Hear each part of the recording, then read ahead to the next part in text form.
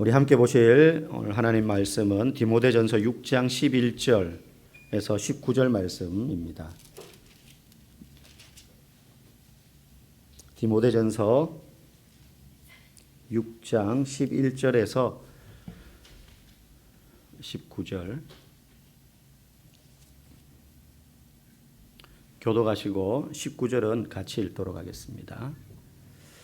오직 너 하나님의 사람아 이것들을 피하고 의와 경건과 믿음과 사랑과 인내와 온유를 따르며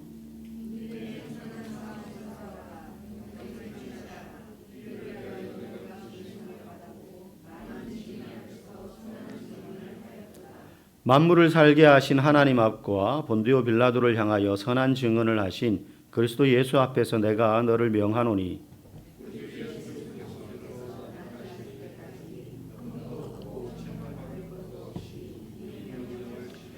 기약이 이르면 하나님이 그의 나타나심을 보이시리니 하나님은 복되시고 유일하신 주권자이시며 만왕의 왕이시며 만주의 주시오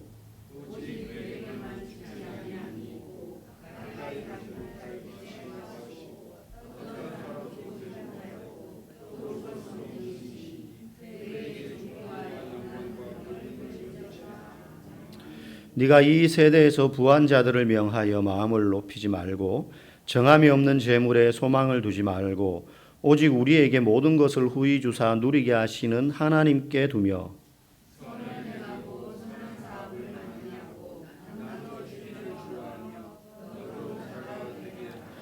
이것이 장래에 자기를 위하여 좋은 터를 쌓아 참된 생명을 취하는 것이니라. 아멘. 집중력이라는 제목으로 잠시 은혜 나누기를 원합니다.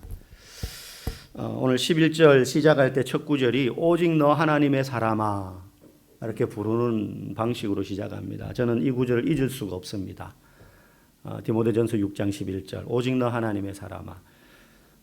제가 초등학교 한 3학년 때부터 아버지의 명령에 의해서 교회를 강제로 나가게 되었고 재미있더라고요. 뭐 간식 주고 또 뭐 요절 잘 외웠다고 연필 주고 노트 주고 막 이러니까 또 뭐 전도해 오면은 막 전도왕 해가지고 손목시계 막 주고 이랬어요. 그때 전자손목 6개월.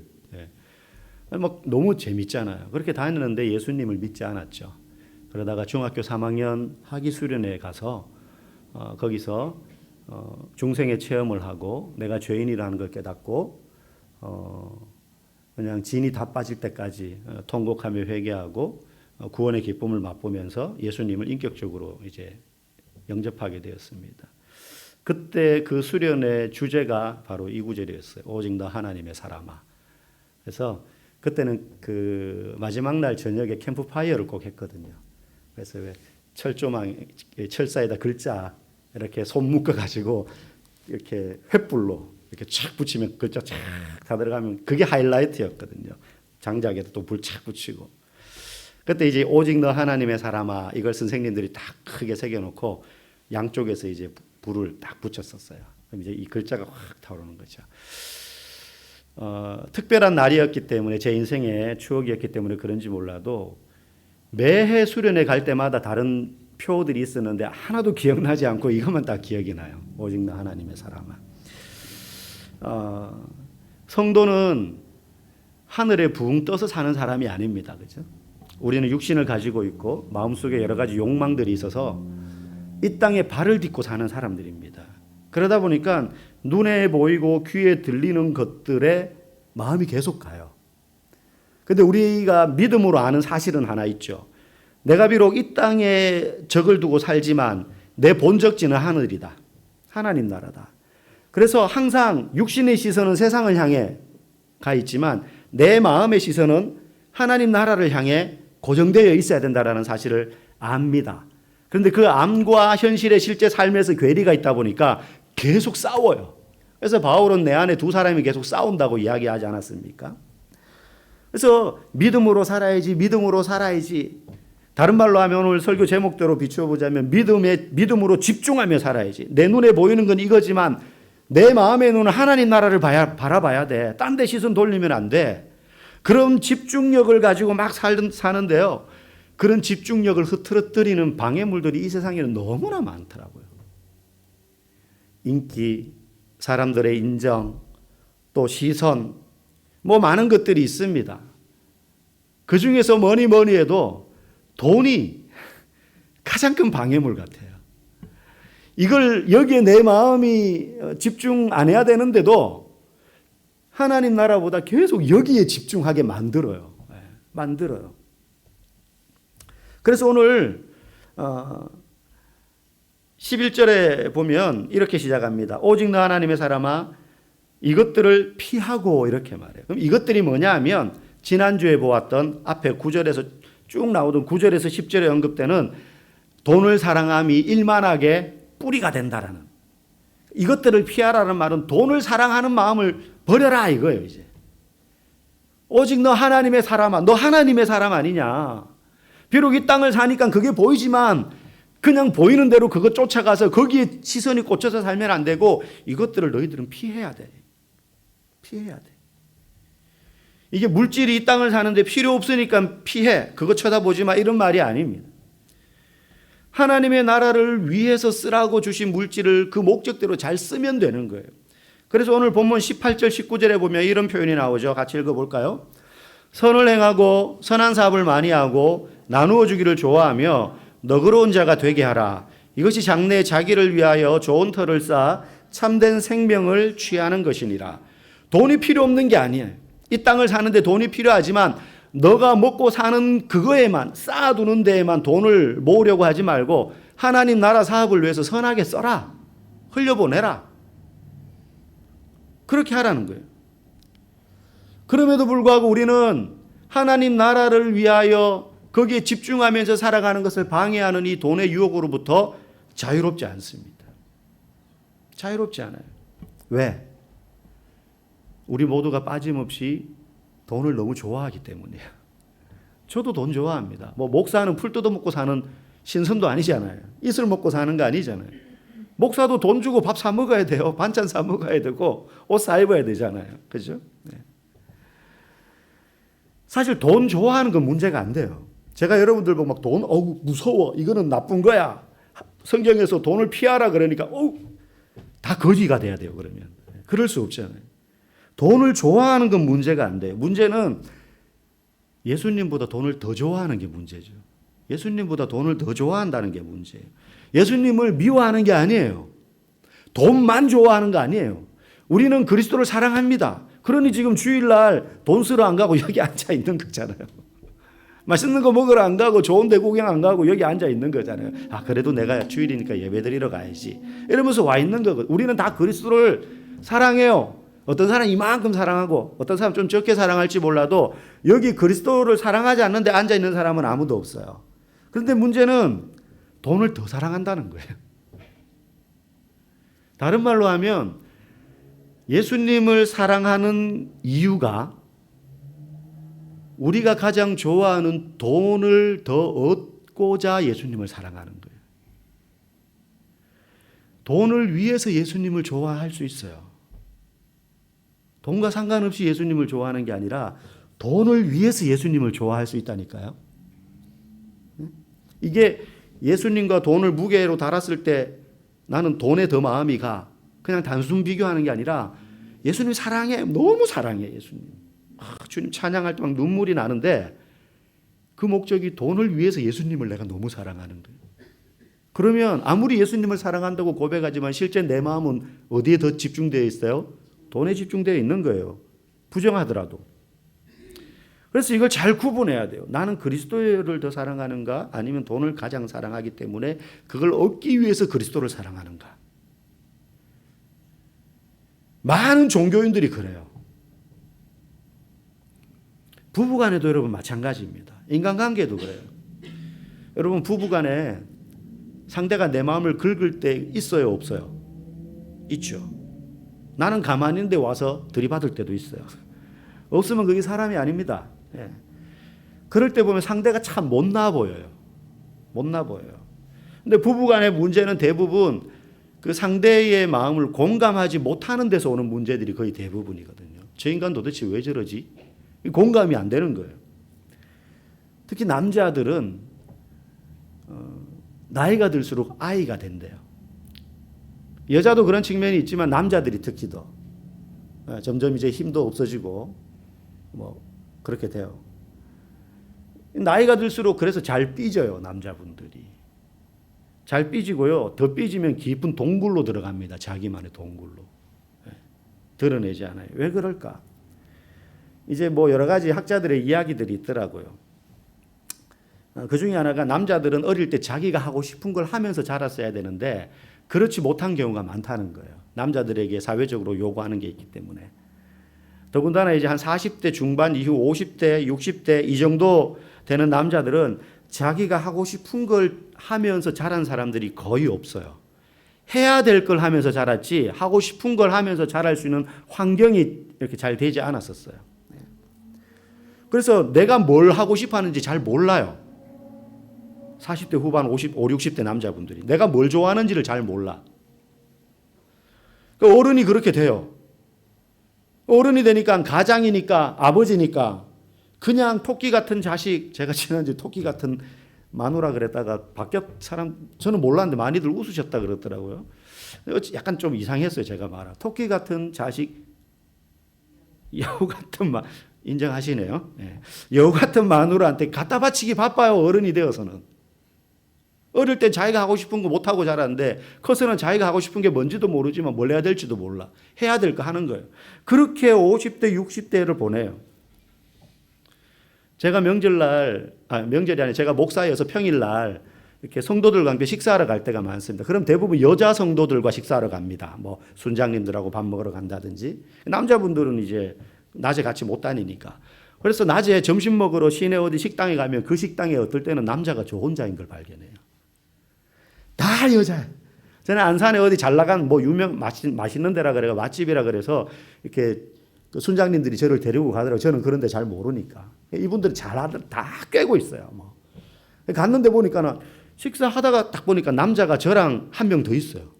그 보니까 옷차림이 저랑 똑같아요. 그분도 보니까 목사님 같아요. 그 외 다 여자야, 다 여자. 남자들 그 시간에 뭐 하고 있어요? 일하고 있어요. 일하고 있어요. 라면 먹어가면서, 컵라면, 빵 먹어가면서. 얼마나 불쌍합니까? 물론, 이제 요즘은 여성분들도 많이 일하죠. 특히 30, 40대 젊은 여성분들 이제, 이렇게 같이 일을 많이 합니다. 그런데 50대 이상 부부는 대부분 남자들이 일하는 경우가 많습니다. 그죠? 그렇게 살다 보니 남자들이 자기가 뭘 좋아하는지 몰라요. 내가 돈 버는 기계 같고.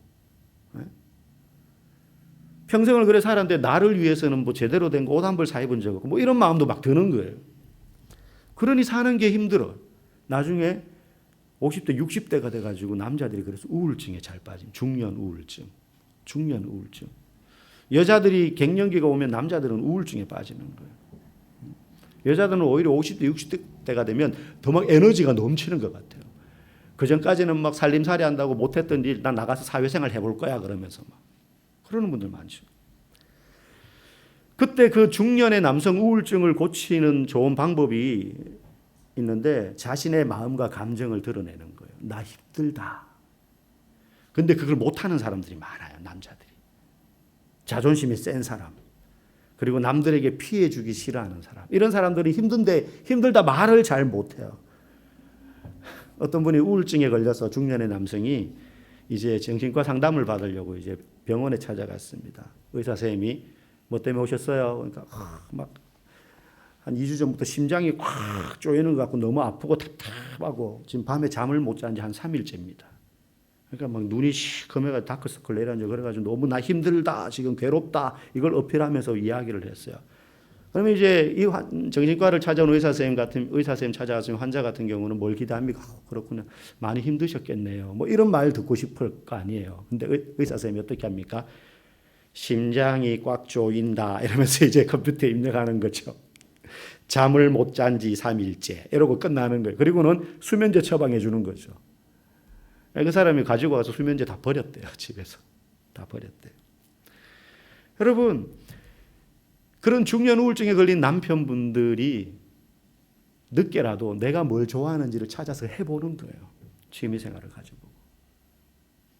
물론 그게 과도하게 빠져들면 안 되지만 뭐 나무를 키운다든지 뭐 운동을 한다든지 뭐 맛있는 걸 전 맛집 찾아다니는 거 좋다고 생각합니다. 물론 과하게 하면 안 되지만 두 번째 그런 우울증에 빠졌을 때 치료하는 방법이요. 눈물을 많이 흘리는 거래요. 눈물. 이게 더 좋아요. 아무 때나 울면 안 되지만 그러면 이상하죠. 사람이 울 수 있는 상황에 울어야 그게 건강하다. 그게 건강하다는 거예요. 실제 우리가 울면 눈물을 흘릴 때 눈물에서 우리 몸에서 스트레스를 유발시키는 호르몬이 같이 빠져나온대요. 성분이. 눈물을 많이 흘리면 진정이 되는 거죠. 그럼 어떻게 우느냐? 그냥 눈물이 나오지 않죠. 제일 좋은 건 다른 사람이 우는 걸 보는 거예요. 눈물은 전염이 됩니다. 어려움을 극복하고 막 메달을 딴 선수의 인터뷰 하면서 막 저를 위해서 고생하신 우리 부모님께 이 영광을 돌립니다. 그런 얘기 들으면 나도 모르게 눈물이 나요. 또 막 부부간에 찢고 뽑고 원수처럼 싸우다가 하나씩 오랜 시간이 걸렸지만 해결돼 가지고 다시 화목한 가정을 이루는 장면을 보면 또 눈물이 나고. 외국에서 가난한 나라에서 우리나라에 와가지고 결혼해서 말 한마디 통하지 않는 그 시댁에서 시할머니까지 모시면서 살던 그 외국인 젊은 며느리가 나중에 시어머니 모시고 자기 나라 가가지고 결혼하고 처음 자기 본국의 가족들 만나가지고 막 얼싸안고 우는 그런 장면 보면서 또 눈물을 흘릴 수도 있죠. 어떤 분은 이제 드라마를 보면서 많이 울죠. 드라마를 보면서 그렇게 우는 거예요. 눈물을 많이 흘리는 거예요. 그게 좋은 치료법이라는 거죠. 제가 저번에도 이혼 숙녀 캠프라는 프로그램에 대해서 잠깐 말씀드린 적이 있는데 거기 보면 자극적인 뭐 저런 부부들이 다 있나. 저건 너무 일부러 막 연기하는 거 아닌가 싶을 만큼 어떻게 살았지? 뭐 이런 부부들이 많이 나와요. 그래서 사실은 찬반 이 프로그램 너무 안 좋다. 그래서 게시판에 들어가면 이거 폐지시켜라 이 프로그램. 그런 댓글이 엄청 많이 달려요. 이거 너무 안 좋다 이거 오히려 부정적이다. 근데 한 100개, 200개가 막 폐지해라 이 따위 프로그램 뭐 막 그런 댓글인데 그 밑에 나는 폐지하는 거 반대야 하면서 댓글 단 사람 글을 봤어요. 그 사람이 무슨 내용으로 댓글을 달았냐 하면 왜?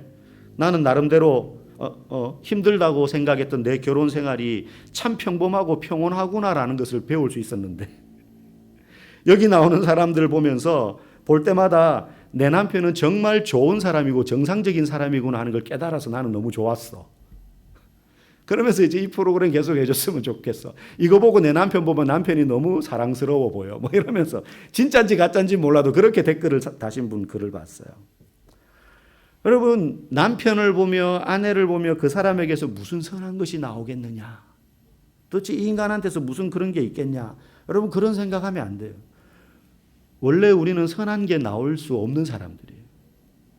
우리는 원래 악한 것만 가득한 사람들이기 때문에요. 그래서 성질 내고 다투고 삐지고 그러는 거거든요. 그럼 어떻게 해야 되느냐? 그 사람에게서 나에게 무슨 도움이 될까? 저 사람이 나에게 무슨 이익을 줄 수 있을까? 그걸 볼 게 아니라 그 사람 자체에 집중해야 돼요. 서로를 볼 때 그를 통해서 얻을 유익을 찾지 말고 내가 너 만나가지고 내가 그때 두 번째 선 받던 사람한테 시집 갔으면 떵떵거리면서 사모님 소리 들으면서 살았을 텐데 그때 내가 내 친구 대신 펑크 났다 그래가지고 얼굴만 보고 오면 된다 그래서 나갔다가 너 만나가지고 진짜 똥 밟았지. 뭐 이러면서 그러면 안 된다는 거예요. 그 사람에게서 얻을 유익 뭐 이런 거 생각하면 안 돼요. 그의 연약함과 그의 부족함을 있는 그대로 공감하셔야 돼요. 왜? 이 사람도 똑같이 생각하거든요. 자기도 완벽하지 않잖아요. 자꾸 상대에게서 뭔가 얻으려고 하면 안 되고 애초에 그런 기대를 접어 놓으셔야 돼요. 예수님도 우리를 사랑하실 때 언제 사랑하셨냐 하면 우리가 죄인이었을 때 사랑하셨어요. 우리가 아직 죄인 되었을 때에. 우리가 아직 죄인 되었을 때에. 우리가 죄인이었을 때 죄인인 모습 그대로 우리를 용납해 주시고 죄인인 악한 것밖에 없는 우리를 위해서 십자가에 대신 달려 죽으신 분이에요. 제자들 보십시오. 3년을 예수님을 따라다녔는데 하나같이 제대로 된 인간들이 있었나? 예수님 십자가에 돌아가시는 그 순간까지도 예수님 잡힐 때 한 놈도 안 남고 다 도망갔습니다. 배반했고요. 어떤 사람은 돈 몇 푼, 그거 그 당시 노예 한 명의 몸값이에요. 가룟 유다가 받은 은 30이. 예수님을 노예값 받고 팔았다고요. 그거 받고 예수님 팔아먹은 제자도 있어요. 그러면 우리는 거기에 비해서 어떻습니까? 우리는 낫습니까? 우리는 거기서 손가락질하던 사람들이에요. 우리는 그 정도밖에 안 된다고요. 그런데 그런 제자들을 부르셔서 사명을 주시고 네가 나를 사랑하느냐? 사랑한다면 내 양을 쳐라. 그 사랑을 확인하고 사명을 맡기고 우리를 구원해 주셨죠. 그러니 여러분, 배우자에게 뭐 대단한 걸 기대하시면 안 됩니다. 여러분 남편은 박보검이 아니고 여러분 아내는 아이유가 아니에요. 그냥 이병대 박지원이고 민상기 김정숙인 거예요. 최인균 제재원이고 그냥 그런 사람들이에요. 그래서 그 사람 그대로를 그냥 사랑하셔야지 이 사람에게서 나보다 더 나은 이런 게 있으니까 내가 이 사람하고 있으면 이런 걸 내가 유익을 얻겠지. 이 사람이 나보다 사회적으로 능력이 있으니까 이 사람하고 있으면 내가 좀 더 편안할 수 있겠지. 그 사람에게서 얻을 수 있는 뭔가를 자꾸 찾으려고 하면 안 된다는 거예요. 너는 다른 사람 생각도 안 하나 화장 좀 하고 다녀라. 아내들에게 그런 말하고 남편이 자기 좀 섭섭하게 했다고 밥 안 차려주고 막 각방 쓰고 그러면 그 사람을 사랑하는 게 아닙니다. 그 사람에게서 얻을 수 있는 뭔가를 사랑하는 거죠. 그건 사랑이 아니죠. 내 유익을 찾으려고 하는 것입니다. 우리가 집중해야 될 건 그 사람 자체이지 그 사람에게서 얻을 유익이 되어서는 안 된다는 거예요. 하나님과의 관계도 마찬가지입니다. 신명기 8장 3절에 이런 말씀이 나옵니다. 우리 같이 한번 읽어보겠습니다. 만나를 네게 먹이신 것은 사람이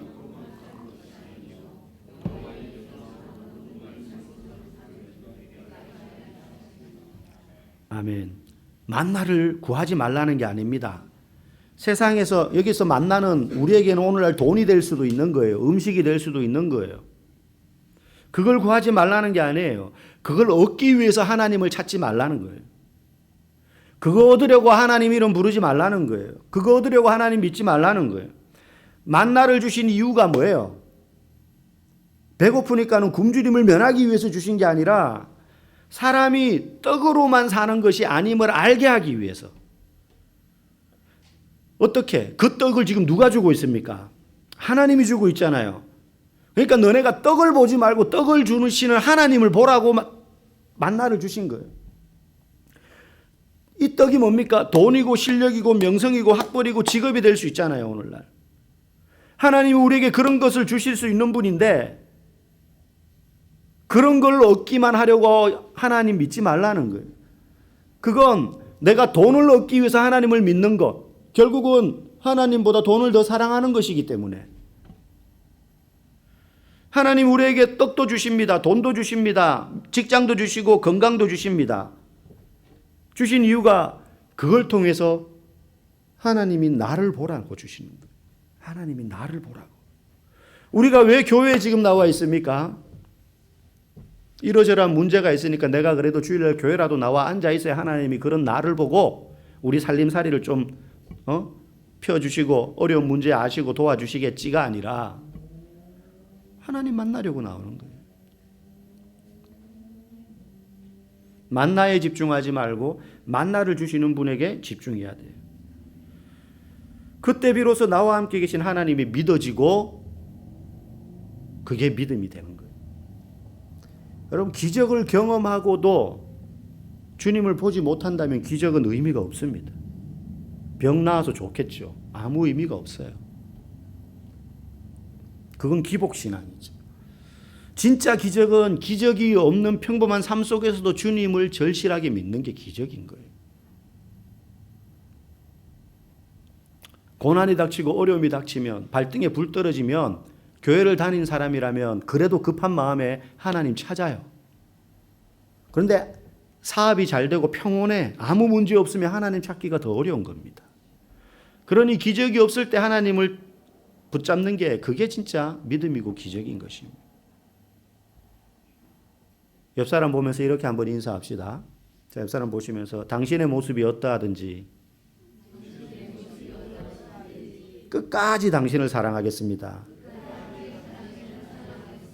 나보다 없어 보이고 못 배워 보이고 못나 보여서 이 사람하고는 별로 가까이 안 하고 싶어가 아니라 그 사람 자체로 그리스도의 지체이기 때문에. 그러면 우리는 어떻게 이 물질에 대한 유혹 피해서 하나님 나라에만 집중할 수 있을까? 기도하면 될까? 안 됩니다. 황금을 보기를 돌같이 하라 그러지만 우리 눈에는 아무리 봐도 황금이 돌처럼 안 보여요. 돈이 돈으로 보이지 그게 어떻게 돌처럼 보이겠습니까? 어떻게 해야 되느냐? 첫 번째는 목표에 집중해야 돼요. 목표에. 여러분 어떤 책을 보는데 그 책이 너무 재밌어가지고 배고픈 줄도 모르고 잠도 안 오고 막 그러면서 읽어본 적 혹시 있으세요? 책을 보는데. 제가 예전에 나니아 연대기라는 책을 보는데 그런 마음이었어요. 너무 재밌어가지고 이 책이 1000페이지가 넘는 책이었거든요. 그걸 제가 3일 만에 다 읽었어요. 3일. 밥 먹는 시간이 아까운 거야. 대충 해가지고 먹고 막 11시 12시 또 자야 되는구나. 새벽 예배 또 가야 되네. 죄송한 말씀이지만 이게 너무 읽고 싶어가지고 막 갈등이 생기는 거예요. 10분만 더 보다 잘까. 잠자는 것도 아까울 정도로. 여러분 집중한다는 건요. 다른 데 한눈 팔지 않는다는 말이에요. 그리고 지금 하는 그 일에 몰두하는 거예요. 오늘 본문은 우리가 해야 될 일, 집중해야 할 일이 있다고 이야기하고 있습니다. 우리 11절 말씀, 12절 말씀 한번 읽어보겠습니다. 의와 경건과 믿음과 사랑과 인내와 온유를 따르며 믿음의 선한 싸움을 싸우라. 영생을 취하라. 그렇게 명령해요, 우리에게. 무슨 말이에요? 우리가 물질의 유혹을 피할 수 있는 방법은 그걸 안 보거나 버리거나 피해서 산으로 도망가거나 그런 게 아니라 우리가 해야 될 마땅한 일에 집중해야 된다는 거예요. 그 유혹이 우리 안에 파고들지 못하도록 지난번에 말씀드린 것처럼 마음을 비우는 게 아니라 꽉 채우는 거예요. 우리가 해야 될 일. 그 우리가 해야 될 일. 오늘 12절과 14절에 보면 또 이렇게 말씀합니다. 같이 읽어봅시다. 이를 위하여 부르심을 받았다. 우리 주 예수 그리스도께서 나타나실 때까지 흠도 없고 책망받을 것도 없이 이 명령을 지키라. 우리가 분명히 부여받은 사명이 있다는 거예요. 예수 믿는 사람은. 잘났으나 못났으나 나이가 많으나 적으나 예수 믿는 사람은 그 순간 사명이 주어져요. 목표가 분명했던 사람들 성경에서 한번 보십시오. 선지자들, 사도들, 믿음으로 살아가는 참된 그리스도인들, 그 사람들은 이 세상을 우리와 같이 살지만 여기 기웃 저기 기웃, 저게 돈이 될까 이게 돈이 될까, 저게 재밌을까 저게 맛있을까 막 이러면서 그렇게 살지 않습니다. 그래서 단순해요. 하나님이 내게 말씀하신 명령에 내가 가지고 있는 모든 자원을 다 쓰는 거예요. 저와 여러분은 예수 믿는 그 순간 인생의 목표가 분명해져 있는 사람들인 줄 여러분 믿으시기 바랍니다. 목표에 집중해야 돼요. 두 번째, 우리는 하나님께 집중해야 돼요. 그리스도인으로서 우리가 어떻게 살 것인가 목표에 집중한다면 두 번째는 하나님께 집중해야 돼요. 우리 17절 말씀 읽어보겠습니다. 네가 이 세대에서 부한 자들을 명하여 마음을 높이지 말고 정함이 없는 재물에 소망을 두지 말고 오직 우리에게 모든 것을 후히 주사 누리게 하시는 하나님께 두며. 여기 보면 정함이 없는 재물에 소망을 두지 말라. 거기에 너가 집중하지 마라. 이 세상의 재물에 집중하지 마라. 정함이 없는 재물이란 말은 불안정한 재물이란 뜻이에요. 뭐 더럽다 이런 뜻이 아니라. 그러니까 이 땅에서 우리가 얻어지는 재물은 영원하지 않다는 거예요. 그래야 우리가 80살, 90살 될 때까지만 가지고 있고 없어져요. 10원 한 푼 못 가져가요. 여러분 계좌번호 다 알려주고 죽어야 됩니다.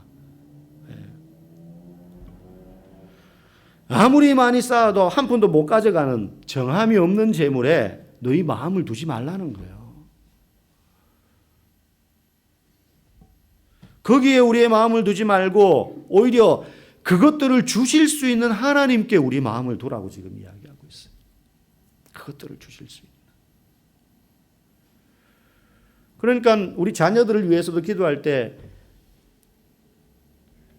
얘가 내 머리 담지 말고 하나님 머리 담게 해주세요. 이렇게 기도하시면 안 되고 얘가 하나님을 제일 사랑하게 해주세요. 그래서 얘가 하나님 막 사랑하잖아요. 그러면 하나님이 필요하면 지혜 주시는 거예요.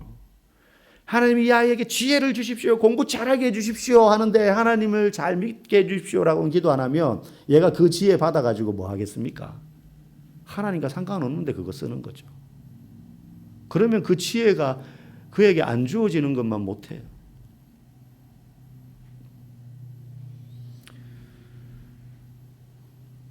거룩한 성도로서 하나님께 집중하는 건 우리가 이 땅을 살면서 가지고 살게 되는 모든 자원을 하나님 나라를 위해서 쓰는 겁니다.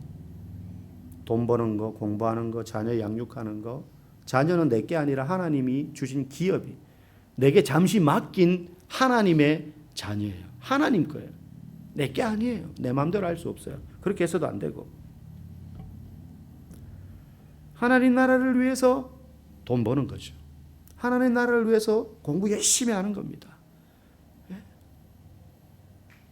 신앙은 이 집중력의 싸움입니다. 여기서 믿음의 차이가 나는 줄 믿습니다. 그러니 아까 말씀드렸듯이 남편이나 아내의 외모, 성격, 돈 잘 버는 능력 뭐 그런 거에 마음 두지 말고 그 사람 자체를 사랑해야 된다라고 말씀드린 것처럼 우리가 하나님이 주시는 것들에 우리의 마음을 두지 말고 그것들을 주실 수 있는 하나님께 우리의 마음을 집중하시기를 바랍니다. 그러면 하나님의 필요에 따라서 주님 나라를 위하여 쓰라고 필요한 것들을 주시는 줄 믿습니다. 목표에 집중하고 하나님께 집중하십시오.